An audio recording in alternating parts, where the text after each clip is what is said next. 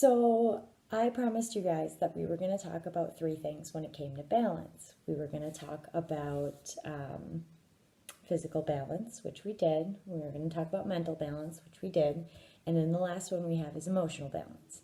So we touched on emotional balance a little bit last week. And some people would probably argue that emotional balance is very similar to mental balance, and they would be right, but it's still different. And it's enough of a difference for me to talk about them separately. So, yes, mental balance and emotional balance are very similar.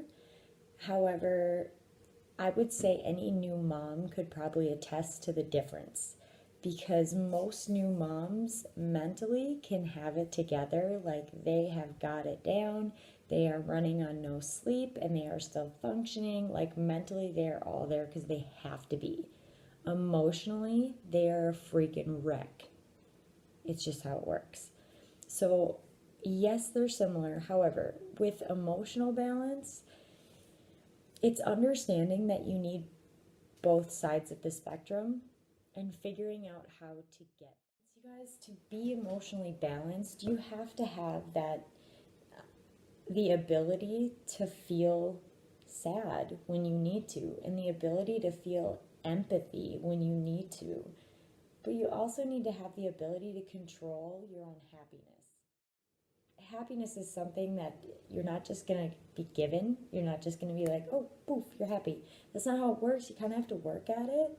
And that's okay because the more we work at it, the better we get at it. And so emotional balance usually isn't a 50-50. Emotional balance is usually, or should be in a healthy person, more of like a 75-25. So we should be happy most of the time if we're making the right choices for ourselves. And so if we can get to there, that's going to make us emotionally balanced. It's not a 50-50, but yes, we have to have both ends. What I'll tell you about that is there are ways to control your emotional balance. And first way is to work at it. You have to work at being happy and being joyful and understanding what that means to you and how you get there. However, eating the right food, okay, eating clean foods, that's going to help with your emotional balance because that's going to help with the signals that your stomach sends to your brain. And so, what your brain tells your body to do, and then in turn, what your body does. Because what your body's going to do based on the signals your brain receives is it's going to release certain hormones, either the right hormones that you need to function throughout the day, or it's going to release more of a stress hormone, which is going to cut off some of those other hormones that you need to get through the day. And what's going to happen then is instead of being emotionally balanced, you're going to be off because you're not getting all the right hormones. You're off balance with your hormones, which, as any new mom would know, when we're off balance with our hormones, we're a little bit crazy.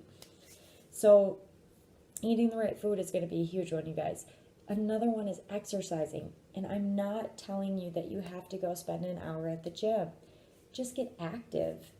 Time yourself when you clean the house. Walk somewhere, park farther away. Just get more activity in during the day to move your muscles. Take the stairs, not the escalator. Just simple things throughout the day that can really help you get a little bit more active. And your exercise is, it's a very free antidepressant. So eat right as much as you can, move as much as you can, and then your input, guys. What goes into your brain, that is going to make the difference, and that will affect your mental health as well. So that's the one that's kind of going to go both ways.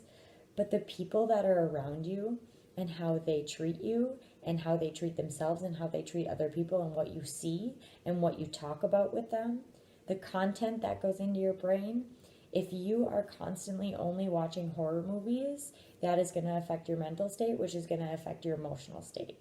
If you are only watching dramas that are sad and depressing, that's what's going to go in your brain, and that's what's going to take over is the sad and depressing, and you're going to be off balance. If you're only watching the news, this is a problem, and you need to start watching Ellen. Self-talk, the way that you talk to yourself, is huge. That's going to affect your emotional balance.